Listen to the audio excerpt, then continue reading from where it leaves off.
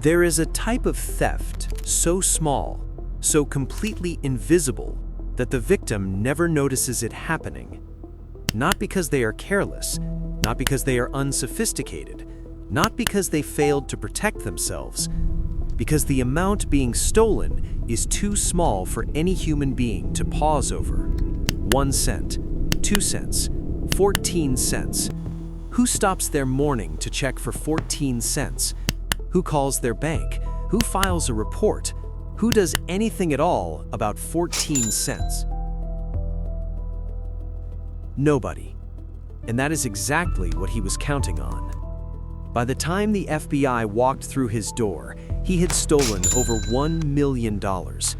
Not with a weapon, not with a team, not with sophisticated malware or nation-state hacking tools or years of computer science training. With arithmetic, with patience, and with a quiet, fundamental flaw sitting inside the verification systems of some of the largest financial platforms on the planet, Google and E-Trade among them. A flaw that engineers had always known existed, a flaw that compliance teams had internally noted, a flaw that had simply never been considered worth fixing because the amounts involved were too small for anyone to take seriously. Until someone did. This is the story of the micro-deposit scam, the most elegant financial fraud of the modern digital era, the man who exploited it, and the question nobody in Silicon Valley or on Wall Street wants to answer, even now. How many other gaps like this still exist? To understand how this worked, you need to understand one thing about modern financial infrastructure. When you link a bank account to a digital platform, Google Pay, E-Trade, PayPal, Venmo, Cash App, any of them, the platform faces a problem. They need to confirm that the account you are claiming to own is actually yours. They cannot call your bank directly. They cannot view your balance. They cannot verify your identity in real time through the banking network. So the industry invented a solution, a small one, literally. They send you money, not much, 2 tiny deposits, usually somewhere between 1 cent and 99 cents each, sometimes as low as a single penny, rarely more than $1 combined. These are called micro-deposits, and the system built around them is elegant in its simplicity. Here is how it works. You provide the platform with your bank account number and your routing number. The platform initiates 2 tiny deposits into that account, amounts like 32 cents and 47 cents, amounts that are essentially random, amounts that only someone with genuine access to that account would ever know. You log into your real bank, you see those exact amounts sitting in your account. You type them back into the platform. The platform confirms the match. Your account is verified. You are who you say you are. It is a clean, simple, low-cost solution to a genuine authentication problem. And it worked perfectly for the use case it was designed to handle. But the engineers who designed it made one assumption, an assumption so reasonable, so obviously correct in the context of a real user completing a real verification that it barely registered as an assumption at all. They assumed the person collecting the micro-deposits would always try to use the account.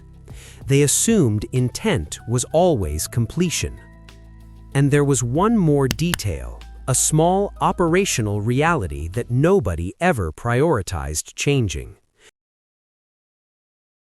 The micro-deposits, once sent, are never retrieved. The 32 cents stays. The 47 cents stays permanently. The cost of reclaiming deposits this small, the administrative overhead, the reversal transaction fees, the engineering time required to build a reliable recall system exceeded the value of the deposits themselves. So the industry simply left them. For years, across dozens of platforms, millions of verifications, tiny amounts sitting in accounts, unclaimed, forgotten, below the threshold of anyone's concern. And one man looked at that and asked a question that the entire industry had somehow never seriously modeled. What happens if you do this not once, but 100,000 times? We do not know the precise moment the idea crystallized for him. What we know, from federal court documents, from the FBI's investigation, from the financial forensics conducted across multiple institutions, is that by the time anyone noticed, the operation had been running for a very long time. The method was simple in concept, extraordinary in its execution. He began creating accounts, not bank accounts. Real bank accounts require identity verification, social security numbers, physical addresses, in-person visits, paper trails that lead somewhere real. Instead, he created accounts on financial platforms, the kind of platforms that use micro-deposit verification to confirm linked bank details. For each new account he created, he provided bank routing and account information that directed incoming deposits toward accounts he controlled. Layered accounts, accounts designed to receive funds and then move them. The critical step, the step that made the entire operation work, was what he did not do. He never completed the verification. He would create the account, the platform would send 2 micro-deposits to confirm ownership, the deposits would arrive in accounts he controlled, and then nothing. He would not log back in, he would not confirm the amounts, he would not complete the process. He simply collected the deposit and moved on. To the next account, the next platform, the next pair of micro-deposits. The amounts were almost comedic in their smallness. 11 cents, 63 cents, 3 cents, 88 cents, 21 cents. No single transaction would attract any attention from any human being reviewing any financial report anywhere. But he was not doing this occasionally. He was not doing this 100 times or 1,000 times. He was doing it systematically, relentlessly, month after month. And small amounts, multiplied by an enormous enough scale, stop being small. When federal investigators finally completed their accounting of what had happened, the numbers were striking. E-Trade had been hit hundreds of times.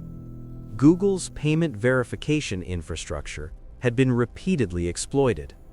Multiple additional platforms had been targeted using the exact same method. Individual deposits ranging from single cents to under $1. Combined total, over $1 million. Consider what that actually requires. To accumulate $1 million in amounts averaging 50 cents per attempt, you need to successfully execute approximately 2 million individual verification requests, 2 million separate account creations, 2 million pairs of micro-deposits initiated, 2 million times where the money arrived and the verification was deliberately abandoned. This is not a crime of impulse. This is not opportunistic fraud. This is a sustained, organized, methodical operation that ran, by investigators' estimates, for well over a year without triggering a single automatic alert at any of the targeted institutions. And that fact, more than anything else about this case, reveals something important. Financial fraud detection systems are designed around a specific threat model. They are built to catch large, anomalous movements. A $50,000 wire to an unfamiliar account, a credit card charge from a foreign merchant that does not match your spending history, a sudden withdrawal of funds from an account that has been dormant. They are exceptionally good at catching those things. They are not built to notice 37 cents. They are not designed to flag that the same routing number has appeared in 17 separate failed verification attempts across 3 different platforms in a single week. The signal was hidden inside the noise of millions of legitimate micro-deposit verifications happening every single day across the American financial system. He understood the detection architecture better than the people who built it. He knew that the threshold for human review was orders of magnitude above the amounts he was collecting. He knew that automated systems were filtering for size, and that his operation was permanently, by design, below that threshold. So he kept going. 1 penny at a time, 1 account at a time, 1 platform at a time, for over a year. The investigation did not begin with a dramatic discovery. It began with something far quieter, a pattern. Financial crimes analysts at institutions like E-Trade spend their working days looking at transaction data. Not the obvious anomalies, those get caught automatically. The subtle ones, the shapes that only become visible when you zoom out far enough. And when an analyst began mapping the micro-deposit verification attempts that had been initiated but never completed, thousands of them spread across months, a structure began to emerge from what had looked like random noise. The same routing information appearing repeatedly, different account numbers each time, different usernames, different email addresses, different supposed identities. But underneath all the surface variation, the same underlying fingerprints. IP addresses that overlapped when mapped against each other, timing patterns that were too consistent to be coincidental, and most importantly, a behavioral signature that was completely unique.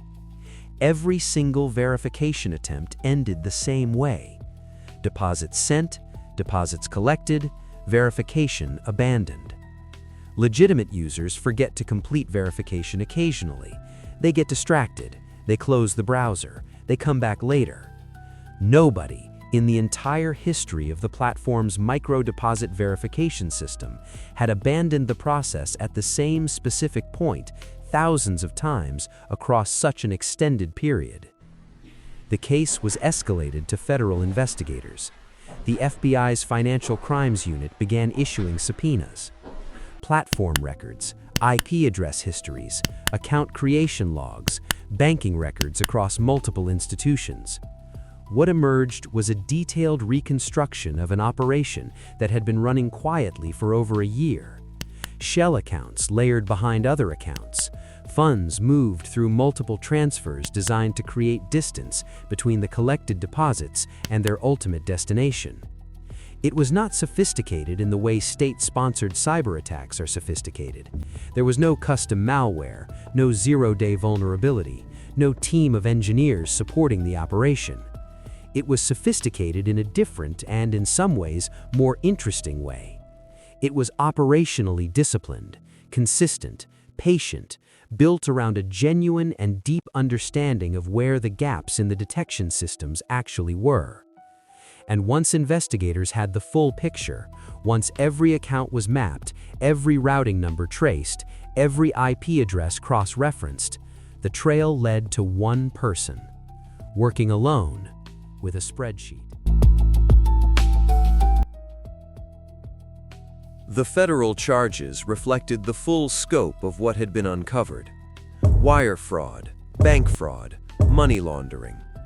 Prosecutors argued, successfully, that the scale and deliberate structure of the operation demonstrated clear criminal intent, that collecting funds from verification systems you have no intention of completing is theft, regardless of how small each individual amount may be. The defense attempted to complicate that framing, to argue that the platforms had knowingly sent money to accounts without sufficient verification of their own, that the flaw in the system was the system's responsibility. The court was not persuaded. The evidence was too detailed, the pattern too clear. the deliberate construction of layered accounts to obscure the destination of collected funds too obviously intentional. Federal prison time was handed down. Restitution of over $1 million was ordered. And every platform named in the investigation was forced, publicly as part of proceedings, to re-examine the micro-deposit verification infrastructure they had been quietly relying on for years. Here is what this case actually reveals. Not about one man's greed, not about a clever exploitation of a technical loophole, about the way large systems accumulate assumptions. Micro-deposit verification was designed by engineers who modeled legitimate user behavior. They built a system that works perfectly when users do what users are supposed to do. They never seriously stress-tested what would happen when someone systematically did the opposite, not once or twice, but millions of times. That gap between intended behavior and adversarial behavior is where almost every large-scale financial fraud lives. Not in the obvious places, not in the high-security vaults that every institution dedicates resources to protecting. In the quiet corners, the low-priority queues, the processes that handle amounts too small for senior leadership to ever review in a board meeting. The industry has largely responded. Instant bank verification, which uses read-only connections to confirm account ownership without sending any deposits at all, has replaced micro-deposit systems at many major institutions.